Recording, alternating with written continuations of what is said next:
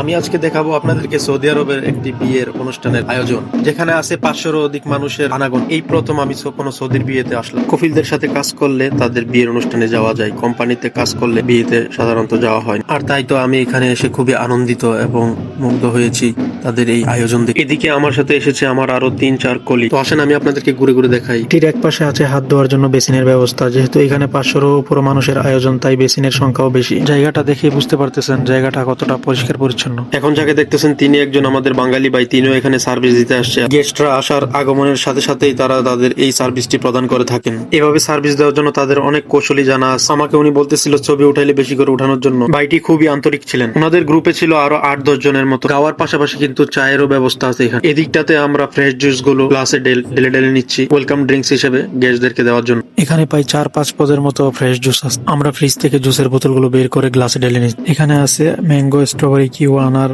আরো অনেক পদের জুস। কিছুক্ষণ পরে আমরা এগুলো অতিথিদেরকে প্রদান করব। আর বাহিরের এই স্থানটিতে আছে চা, গাওয়া প্রদান করার ব্যবস্থা, এবং এগুলো হলো আনলিমিটেড, যে যত খুশি তত নিতে পারে।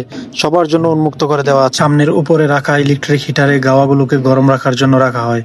শেষ হওয়ার পর আবার নতুন করে রাখা হয়। এভাবেই অবিরাম ভাবে চলতে থাকে অনুষ্ঠানের আনুষ্ঠানিকতা শেষ হওয়ার আগ মুহূর্ত পর্যন্ত। আমরা অতিথি হিসাবে যে যেটা ভালো লেগেছিল সেটাই নিয়েছিলাম। আর মূল ফটকের পাশেই বরপক্ষের লোকেরা আমন্ত্রিত অতিথিদের সংবর্ধনা দিয়ে কলা কৌশলের মাধ্যমে গ্রহণ করে নিচ্ছে। আমার মতো কারা কারা এমন সৌদিদের এমন বিয়ে বাড়িতে গিয়েছিলেন কমেন্ট করে জানাবেন। এইদিকে আমি এসে পড়েছি যেখানটিতে চা গাওয়া বানানো হচ্ছে সেখানে। এখান থেকে এসে আমি মিন্টের চাটা নিলাম, মানে পুদিনা পাতার চাটা। ছিল অসাধারণ টেস্ট। ভিতরের দিকটা ছিল আনন্দমুখর, যে যার মতো খোশ আমদেদে মজে আছে গল্পে, আড্ডায়, খাওয়া দাওয়ায়।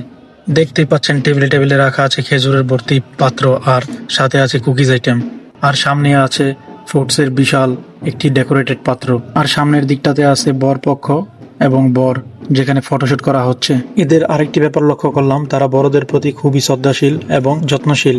মুরব্বীদের সম্মানের সহিত কথা বলা, রেসপেক্ট করা, এই ব্যাপারগুলো খুবই দারুণ ছিল। একটু পরেই আমাদের খাবারের আনুষ্ঠানিকতা শুরু হতে যাচ্ছে। মেন কোর্স, যেটাতে একটি বড় প্লেটে থাকবে আস্ত একটি খাসি। তারা তাদের সপরিবার নিয়ে কার্পেট বিছানো জায়গাটিতে বসে খাওয়ার ব্যবস্থা করেছে, যেটি তাদের ঐতিহ্য ধারণ করে। আর এক একটি প্লেটে 6 থেকে 7 জন বসে একসাথে খাবার খাওয়ার ব্যবস্থা করছে। আর আমন্ত্রিত অতিথিরা ওই যে ডাইনিং টেবিল দেখছেন সেখানে বসে খাবে। আর একটু পর আমি আপনাদেরকে বিশেষ একটি জিনিস দেখাবো, আসেন দেখা যাক। সবাই খাবার দাবার শেষ করে